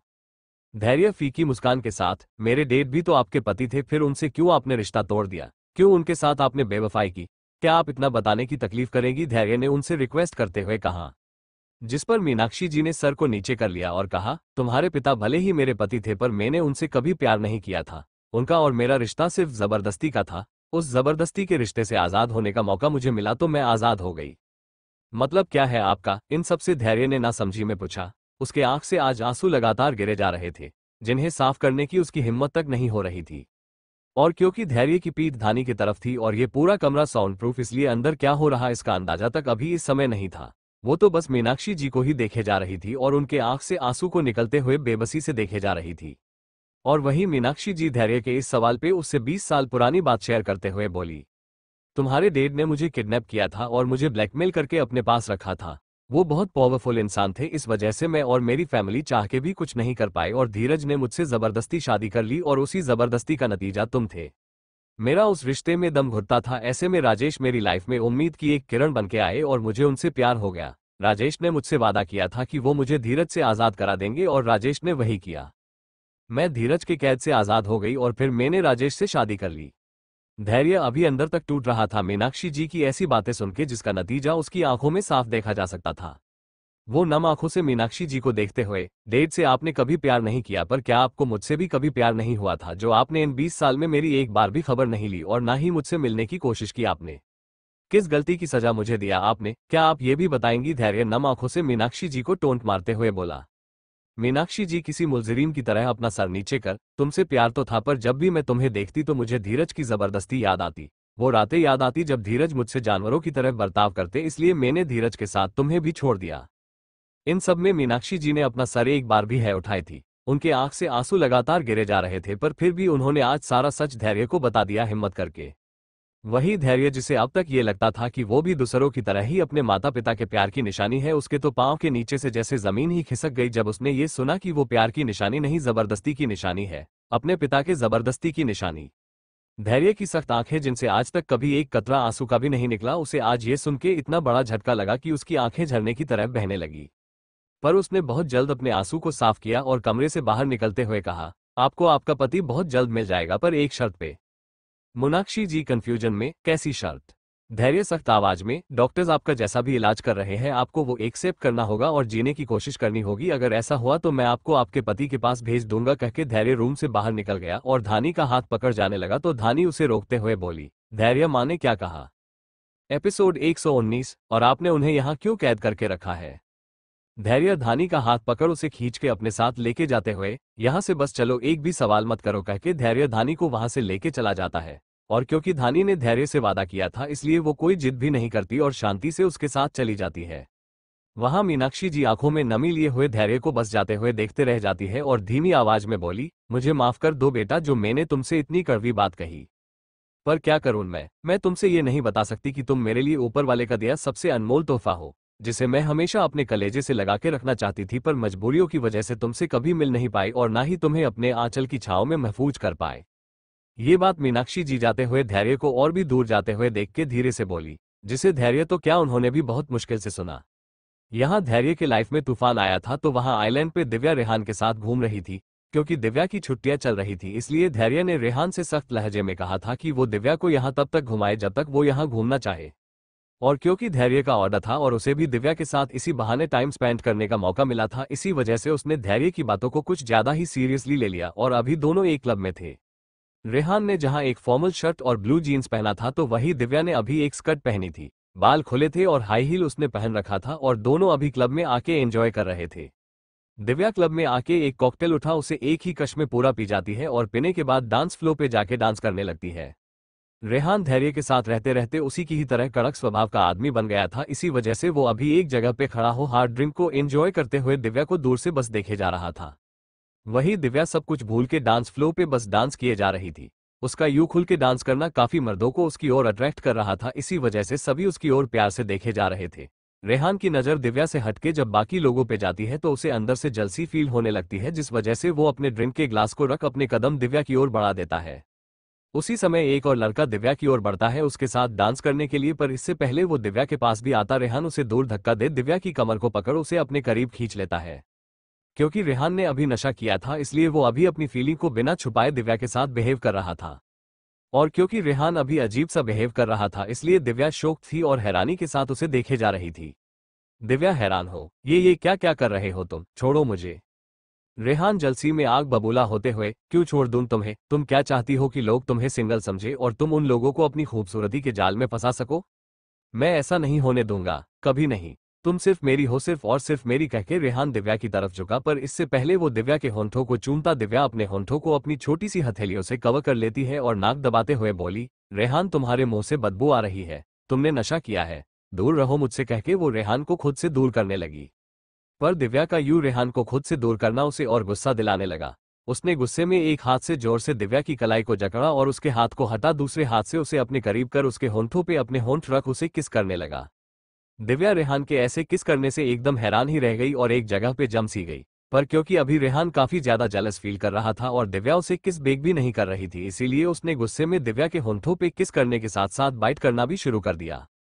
रेहान के बाटिंग की वजह से दिव्या अपने होश में आई और रेहान को खुद से अपनी पूरी ताकत लगा के दूर कर दी और खींच के उसके गाल पे उसने थप्पड़ जड़ दिया और वहां से गुस्से में निकल गई। दिव्या का थप्पड़ सच काफी जोर का था। रेहान का सारा नशा इस थप्पड़ से तुरंत उतर गया और उसने अपने गाल पे हाथ रख लिया और जाती हुई दिव्या को देखने लगा, पर जैसे ही उसके दिमाग में कुछ देर पहले हुई किस का ख्याल आया उसके होंठों पे छोटी सी मुस्कान आ गई। उसका नशा अब तक पूरा उतर चुका था दिव्या के थप्पड़ से, इस वजह से वो अभी अपने पूरे होश में था और चेहरे पे शातिर मुस्कान लिए उस गाल को सहलाते हुए दिव्या के पीछे भागा। दिव्या अभी तक क्लब से बाहर आ चुकी थी और सुनसान रास्ते पे अकेले ही चले जा रही थी। वही रेहान दिव्या के पीछे उसे रोकते हुए उसका नाम बुलाते हुए बोला, दिव्या रुको, ऐसे रात में तुम्हारा अकेले जाना सेफ नहीं है। दिव्या रेहान की बात सुन पलट के उसे बुरी तरह गुस्से में घूरती है और बेरुखी से बोली, मेरे लिए सबसे ज्यादा अनसेफ तुम्हारे साथ रहना है, तुम एक नंबर के वहशी जानवर हो, कहके दिव्या भागने लगी रेहान से दूर। रेहान ने जब देखा कि दिव्या उससे दूर भाग रही है तो उसने भी अपनी स्पीड बढ़ा दी। दिव्या ने जब कुछ देर बाद नोटिस किया कि रेहान उसके करीब आते जा रहा है तो उसने अपने आसपास देखा तो उसे कुछ लड़कों का ग्रुप दिखाई दिया। दिव्या उन लड़कों को देख खुश हो गई और उनके पास भागते हुए गई और बोली, प्लीज मुझे बचा लीजिए, मेरी मदद करिए उस आदमी से। दिव्या की बात सुन के उन सभी लड़कों ने उसकी ओर देखा तो दिव्या जैसी खूबसूरत अप्सरा जैसी लड़की को देख उन लड़कों की आंखों में चमक आ गई और फिर उन लोगों ने एक दूसरे को देखा और अपने होंठों को अपने दांत से बाइट करते हुए दिव्या की ओर देखते हुए कहा, क्या प्रॉब्लम है मैडम आपको? दिव्या रेहान की ओर इशारा करते हुए, वो आदमी मुझे परेशान कर रहा है, प्लीज उससे मुझे बचा लो, मैं आप लोगों का एहसान कभी नहीं भूलूंगी। दिव्या हाथ जोड़ के उन लोगों से गिड़गिड़ाते हुए बोली। दिव्या का इतना ही कहना था कि उन लड़कों में से एक लड़का आगे आया और उसने दिव्या के कंधे पे हाथ रख उसके हाथ में लेते हुए कहा, मैडम अब आप फिक्र मत करो, अब आपको वो लड़का छू भी नहीं सकता। कहते हुए वो लड़का दिव्या के कंधे को सहलाने लगा। दिव्या को उस लड़के के ऐसे टच करने से अजीब सा एहसास हुआ, पर फिलहाल उसका रेहान से बचना ज्यादा जरूरी था, इसलिए उसने इस फीलिंग को साइड में रखा और रेहान को एटीट्यूड के साथ अपने करीब आते हुए देखने लगी। वहीं रेहान ने जब दूर से ही दिव्या को दूसरे लड़कों के करीब देखा तो उसकी भौहें तन गई और उसने अपनी स्पीड बढ़ा दी और कुछ ही देर में वो वहां पहुंच गया। रेहान दिव्या के करीब आके उसे घूर के देखते हुए, दिव्या तुम ऐसे आवारा लड़कों के साथ क्या कर रही हो, यहाँ आओ, कहके उसने अपने कदम दिव्या की ओर बढ़ा दिए, जिस पर दिव्या उस अनजान लड़के से और भी ज्यादा चिपक गई और रेहान से लड़खड़ाती आवाज में बोली, दे देखो रे रेहान में मेरे करीब मत आना, कहके वो उस अनजान लड़के के पीछे खुद को छुपाने लगी। वहीं रेहान का गुस्सा और भी ज्यादा बढ़ गया जब उसने दिव्या को उस अनजान लड़के के इतना ज्यादा करीब देखा। उसने अब बिना एक पल भी गवाए दिव्या की कलाई को पकड़ा और उसे अपने करीब करने लगा। पर इससे पहले वो दिव्या को अपने पास खींच पाता, वो अनजान लड़का दिव्या के दूसरे हाथ को पकड़ उसे अपने करीब खींचते हुए रेहान से बोला, ए लड़के ये लड़की हमारी है, इसके साथ मजे पहले हम करेंगे, उसके बाद तू लेके चले जाना। दिव्या का इतना ही सुनना था कि वो हैरानी से उस लड़के को देखने लगी, पर इससे पहले वो कुछ कहती रेहान ने एक जोरदार पंच उस लड़के के मुंह पे मारा और उससे ऊंची आवाजें बोला, तेरी औकात भी नहीं है इस लड़की को छूने की, कहके उसने एक और पंच उस लड़के के मुंह पे मारा और दिव्या को खींच के अपनी बाहों में समा लिया और उसकी कमर पे अपनी पकड़ कसते हुए उस लड़के से बोला, किसी भी लड़की पे बुरी नजर डालने से पहले एक बार उसके बॉयफ्रेंड के बारे में जरूर पता कर लिया करो, कहके उसने एक और जोर का पंच उसके जबड़े पे मारा। इस बार वो लड़का रेहान का पंच सह नहीं पाया और जमीन पे गिर गया। अपने दोस्त का ऐसा हाल देख उसके दोस्त बर्दाश्त नहीं कर पाए और एक साथ रेहान पे टूट पड़े, पर रेहान धैर्य का सिर्फ असिस्टेंट ही नहीं उसका बॉडीगार्ड भी था, वेल ट्रेन्ड बॉडीगार्ड, इस वजह से उसने कुछ ही मिनटों में उन सभी लड़कों को जमीन पे धराशायी कर दिया। दिव्या रेहान की फाइटिंग स्किल देख एकदम खुश हो गई और खुश में चहकते हुए बोली, और मारो रेहान, इन लोगों को और जोरों से मारो, इन लोगों का भरता बना दो। कहते हुए दिव्या ताली बजाते हुए चहकने लगी। दिव्या का यूं खुशी से चहकना और रेहान को सपोर्ट करना रेहान को और भी ज्यादा उकसाने लगा और उसने दिव्या पे अपना इंप्रेशन डालने के लिए उन लड़कों की कुटाई और भी अच्छे से करना शुरू कर दिया। उन लड़कों ने जब देखा कि रेहान दिव्या के कहने पे उन्हें और भी अच्छे से कूट रहा है तो उन लड़कों में से एक लड़का किसी तरह रेहान से बचके दिव्या के पास आया और उसके सामने अपने हाथ जोड़ बोला, दीदी जी बस करिए हमें कुटवाना, हम भी इंसान है, कोई बॉक्सिंग पंच नहीं जो आपका बॉयफ्रेंड हमें ऐसे कूट रहा है, प्लीज दीदी जी अपने बॉयफ्रेंड को बोलिए रुक जाए। दिव्या को उस लड़के की बात सुन अपनी गलती का एहसास हुआ और उसने अपने कान पकड़ उस लड़के से माफी मांगते हुए कहा, मुझे माफ कर दीजिए भैया, वो कभी ऐसे किसी को कुटते हुए नहीं देखा है ना, इसलिए थोड़ी एक्साइटेड हो गई। वो लड़का तो दिव्या की बात सुन पूरी तरह दंग रह गया और उसे हैरानी से देखने लगा, आखिर उसे हैरानी हो भी क्यों ना। दिव्या उन लोगों की कुटाई को एंजॉय कर रही थी। उसने बेबसी के साथ अपने हाथ जोड़ लिए और कहा, दीदी जी अगर आपका एंजॉय करना हो गया हो तो प्लीज अपने बॉयफ्रेंड को यहाँ से लेके जाइए। दिव्या उस लड़के की बात सुन भाग के रेहान के पास गई और उसके एक हाथ को अपने दोनों हाथ से पकड़ते हुए बोली, रेहान अब छोड़ दो इन्हें, नहीं तो ये लोग मर जाएंगे। एपिसोड 120। रेहान को फाइटिंग करते देख दिव्या को बहुत मजा आ रहा था और इसी वजह से वो जोर जोर से चीयर रही थी। पर जब दिव्या से एक लड़का आके रिक्वेस्ट करता है तो दिव्या को अपनी गलती का एहसास होता है और वो जाके रेहान को रोक देती है। पर अब तक रेहान का गुस्सा 7वें आसमान तक पहुंच गया था, इसलिए वो दिव्या को पीछे की तरफ जोर का धक्का दे उन लोगों को पीटने लगता है। रेहान के ऐसे जोर से धक्का देने की वजह से दिव्या एक दीवार से टकरा जाती है जिससे उसके सर पे चोट लग जाती है और उसके मुंह से एक जोर की चीख निकलती है, माँ। ये शब्द बहुत दर्द से भरा था जिसे सुन रेहान का गुस्सा कहीं गायब ही हो जाता है और वो सब कुछ छोड़ के दिव्या के पास आओ से उठा उसके चेहरे को देखता है तो दिव्या के सर के एक हिस्से पे हल्का सा कट का निशान लग गया था जिससे हल्की हल्की ब्लीडिंग हो रही थी और जिस वजह से दिव्या को दर्द हो रहा था। वो सर के उस हिस्से को टच करती है तो उसे कुछ गिला गिला सा एहसास होता है। दिव्या जब अपने हाथ को देखती है तो खून देख जोर जोर से चिल्लाते हुए रोने लगती है, आ खून, मेरा खून निकल गया, मैं अब मरने वाली हूँ, मेरी दीदी अनाथ हो जाएगी, कोई मुझे बचा लो, कहते हुए वो जोर जोर से रोने लगी और उसे इस तरह से रोता हुआ देख रेहान हैरान रह गया। वो अभी दिव्या को ऐसे देख रहा था जैसे वो किसी पागल को देख रहा हो। दिव्या बच्चों की तरह बार बार उस जगह को टच करती और खून को देख और भी ज्यादा रोने लगती। रेहान पहले तो दिव्या को इतना ज्यादा ओवर रिएक्ट करता देख हैरान होता है, पर फिर खुद को झटक के दिव्या को शांत कराते हुए बोला, दिव्या प्लीज देखो, तुम शांत हो जाओ प्लीज। और वही वो आवारा लड़के जिन्हें रेहान ने खूब अच्छे से कूटा था वो मौका पाते ही वहां से भाग गए। और वही दिव्या अब भी अपने चोट को टच करते हुए रोए जा रही थी। तुम मुझे ऐसे में शांत होने को कैसे कह सकते हो? मैं मरने वाली हूं। अब मेरी दीदी का ख्याल कौन रखेगा? मेरी दीदी मेरे बिना कैसे रहेगी? कहते हुए दिव्या रोने लगी सुबक सुबक के। रेहान दिव्या की बातों को सुन पूरी तरह हैरान था, क्योंकि ये बात रेहान तो क्या पूरी दुनिया ये बात जानती थी कि कौन किसका ख्याल किस तरह से रखता है। वहीं दूसरी तरफ धैर्य अभी कार में बैठा कार को फास्ट ड्राइव कर रहा था और धानी उसके साथ बैठे हुए उसे शांत करने की कोशिश कर रही थी। धानी धैर्य को रोकते हुए डरी हुई आवाज में, धैर्य प्लीज इतनी फास्ट ड्राइव मत करिए, मुझे डर लग रहा है, कहते हुए धानी धैर्य को कार की स्पीड स्लो करने की रिक्वेस्ट कर रही थी। पर धैर्य के दिमाग में अभी सिर्फ एक ही बात घूम रही थी, वो अभी अपनी माँ की कही हुई, तुम मेरे प्यार की निशानी नहीं अपने पिता के जबरदस्ती की निशानी हो, उसके दिमाग में वही बात बार बार घूम रही थी। उसे ना ही अभी रास्ता दिखाई दे रहा था और ना ही उसे धानी की कही हुई बातें सुनाई दे रही थी। धैर्य कार ड्राइव करते हुए एक पहाड़ी एरिया की तरफ आ गया था। सामने का रास्ता भी अब खत्म होने लगा था, पर धैर्य कार की स्पीड अब भी कम नहीं कर रहा था। धानी जब देखती है कि सामने सड़क भी खत्म होने वाली है तो वो एकदम से डर गई। वो डरी हुई तेज आवाज में धैर्य से बोली, धैर्य प्लीज कार रोकिए, वरना हम मर जाएंगे। कार खाई में गिरने वाली है, प्लीज धैर्य कार रोकिए, धानी धैर्य से रिक्वेस्ट करते हुए बोली। पर धैर्य अब भी धानी की बात नहीं सुनता और कार वैसे ही ड्राइव करते रहता है। धैर्य की आंखों में अभी दर्द और गुस्सा साफ साफ नजर आ रहा था, जिसे धानी साफ साफ देख सकती थी, और इसी वजह से वो काफी ज्यादा डरी हुई थी। उसने जब देखा कि धैर्य ना ही उसकी बात को सुन रहा है और ना ही वो कार रोक रहा है तो उसने अपने डर को अपने काबू में किया और स्टीयरिंग व्हील को जोर से राउंड घुमाते हुए धैर्य से बोली, धैर्य प्लीज अपने होश में आइए, कहके उसने अपनी पूरी ताकत लगा स्टीयरिंग व्हील को घुमा दिया। स्टीयरिंग व्हील के ऐसे अचानक घूमने की वजह से कार एक बड़े से पेड़ से अचानक टकरा गई, पर कार डिसबैलेंस होकर पहाड़ी के नीचे गिरती उससे पहले ही धानी ने कार के ब्रेक के बटन को दबा दिया। ब्रेक के बटन को दबाते ही कार अचानक से रुक गई। ये लैम्बोर्गिनी कार थी, जिस वजह से दोनों सेफली बच गए और कार टाइम पे रुक गई। कार के अचानक रुक जाने से और उस वजह से झटके लगने से धैर्य भी अपने होश में आता है और अपने आसपास की चीजों को ऑब्जर्व करने लगता है। धानी जब देखती है कि धैर्य अपने होश में आ गया है तो वो उस पे गुस्से में बरसते हुए बोली, धैर्य ये कैसा पागलपन है?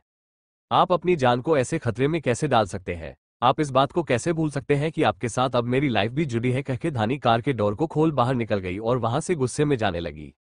धैर्य ने जब देखा कि धानी जा रही है तो उसने भी अपना सीट बेल्ट निकाला और कार के डोर को खोल धानी के पीछे तेज स्पीड में आया और धानी के बाजू को पकड़ अपनी तरफ किया और दांत पिसते हुए बोला, कहाँ जा रही हो मुझे छोड़ के? धानी गुस्से में अपने बाजुओं को छुड़ाते हुए, मैं कहीं भी जाऊँ इससे आपको क्या मतलब, कहके वो जाने लगी। धानी की ये बेरुखी और उसका यूं दूर जाना धैर्य से ये बर्दाश्त नहीं हुआ और उसने धानी को अपनी बाहों में उठा लिया।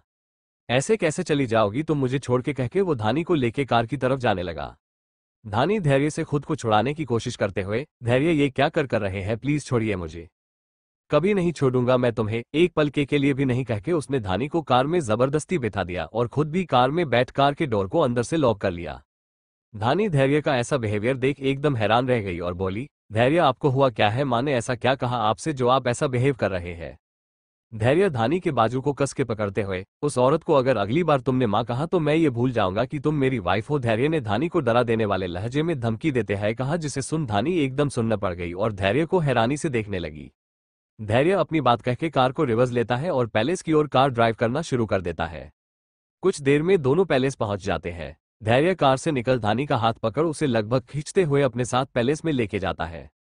धानी धैर्य के ऐसे रूखे बिहेवियर से काफी ज्यादा हर्ट फील करती है, इसलिए पैलेस में अंदर पहुंचने के बाद वो उसका हाथ छोड़ रूम में अंदर भाग जाती है। धैर्य धानी को जाते हुए देखता रह जाता है, पर वो कोई रिस्पॉन्स नहीं करता और स्टडी रूम की तरफ चला जाता है। स्टडी रूम में पहुंच के वो फाइल्स के ढेर को निकाल के उन्हें फेंकने लगा और जोर जोर से चिल्लाते हुए बोला, आई हेट यू मॉम, बहुत बहुत नफरत करता हूं मैं आपसे, आपके मरने के बाद भी मैं आपसे कभी मिलने नहीं आऊंगा। आप कहते हुए वो रोने लगा फर्श पे बैठ के, और उसे इस तरह से रोते हुए धानी ने देख लिया। उसे अब जाके धैर्य के दिल में दबे हर दर्द का कारण समझ आया। दरअसल धानी गुस्से में रूम में चली तो गई थी ये सोच के कि धैर्य उसे मनाने आएगा, पर जब काफी देर बाद भी धैर्य रूम में नहीं आया तो धानी को और भी ज्यादा धैर्य पे गुस्सा आने लगा। वो धैर्य पे गुस्सा करते हुए खुद से बोली, एक तो इनकी वजह से आज मैं मरते मरते बची, ऊपर से इन्होंने मुझे एक बार भी सॉरी नहीं कहा और अब आते ही गायब हो गए। कहते हुए वो रूम से बाहर निकली और धैर्य को ढूंढते हुए स्टडी रूम की तरफ बढ़ गई, पर जब उसने धैर्य को फाइल्स को उठा उठा के फेंकते हुए देखा तो हैरान रह गई, और जब उसने धैर्य की आवाज को सुनी तो अंदर तक हिल गई। अभी धैर्य जिस तरह से फर्श पे बैठ के रो रहा था और मीनाक्षी जी के लिए बातें बोल रहा था, धानी धैर्य की वो हालत देख नहीं पाई और भाग के उसके पास चली गई और फर्श पे उसके पास बैठ धैर्य को अपने सीने से लगाते हुए बोली, धैर्य, दिल का दर्द शेयर करने से हल्का महसूस होता है, इसलिए प्लीज धैर्य यूं अकेले मत घुटिए और बोलिए क्या कहा माँ ने आपसे। धैर्य पहले तो धानी को यूं अचानक देख हैरान हुआ, पर उसे धानी का यूं उस पर इस समय हक जताना अच्छा लग रहा था, इसलिए उसने धानी से कसके खुद से चिपका लिया और अपने दिल का दर्द उससे शेयर करते हुए बोला, यही कहा उस औरत ने कि मैं उसके घाव पे लगा हुआ मलहम नहीं बल्कि उसके घाव की निशानी हूं। उसका मुझे और मेरे डेट को छोड़ के जाना कोई मजबूरी नहीं बल्कि एक सोची समझी साजिश थी। धैर्य ने इस बात को तेज आवाज में कहा और रोने लगा। धानी धैर्य की बात सुन पूरी तरह हैरान रह गई। उसकी आंखों में भी अभी आंसू था, पर उतना नहीं जितना धैर्य की आंखों में था। उसने धैर्य को कस के अपने गले से लगा लिया और उसके बाल को सहलाते हुए उसके शांत होने का वेट करती रही। धानी अभी अपने घुटने के बल बैठी थी और धैर्य फर्श पे ऐसे ही बैठा था और दोनों वैसे काफी देर एक दूसरे से लिपटे हुए यूं ही फर्श पे बैठे रहे। करीब 1 घंटे बाद जब धैर्य को अंदर से हल्का फील हुआ तो वो धानी से अलग हुआ और उसे देखने लगा। धानी भी धैर्य को मुस्कुराते हुए देख रही थी। धानी ने जब देखा कि धैर्य अब शांत हो गया है तो वो उठ के जाने लगी, पर उसी समय धैर्य ने धानी के हाथ को पकड़ के अपने करीब खींच लिया। धानी धैर्य के ऐसे खींचने पे फर्श उसकी बाहों में गिर गई। धैर्य ने भी धानी को उसकी कमर से पकड़ के संभाल लिया और उसकी आंखों में देखते हुए कहा, कहाँ जा रही हो। धानी धैर्य की आंखों में अपने लिए कुछ अलग सा महसूस कर अपनी नजर नीचे कर बोली, आपको अकेलापन चाहिए था इसलिए मैं जा रही थी। धैर्य धानी की चिन को पकड़ उसके चेहरे को ऊपर की तरफ उठाते हुए, जब अकेलापन चाहिए था तब तो तुमने एक पल के लिए भी साथ नहीं छोड़ा और अब जब साथ चाहिए तो जा रही हो। धैर्य ने इस बात को कुछ इस तरह से कहा कि धानी शर्म से लाल हो गई और चेहरे पे प्यारी सी स्माइल आ गई। धानी की इस प्यारी स्माइल को देख के धैर्य का दिल अंदर तक धड़कने लगा और उसने धानी को अपने करीब कर उसके होंठों पे अपने होंठों को रख उसे किस करने लगा। आज के लिए इतना ही। क्या होने वाला है आगे? अब जब धैर्य को अपनी माँ और पिता के रिश्ते की सच्चाई का पता चल गया है तो इसके बाद उसका क्या फैसला होगा? क्या वो अब सच में अपनी माँ से अपना रिश्ता हमेशा के लिए तोड़ देगा या इन दोनों माँ बेटे के रिश्ते में आएंगे अलग मोड़ और रेहान दिव्या के बचपने से हट के कभी उसे अपने दिल की फीलिंग का एहसास करा पाएगा? Thanks for watching.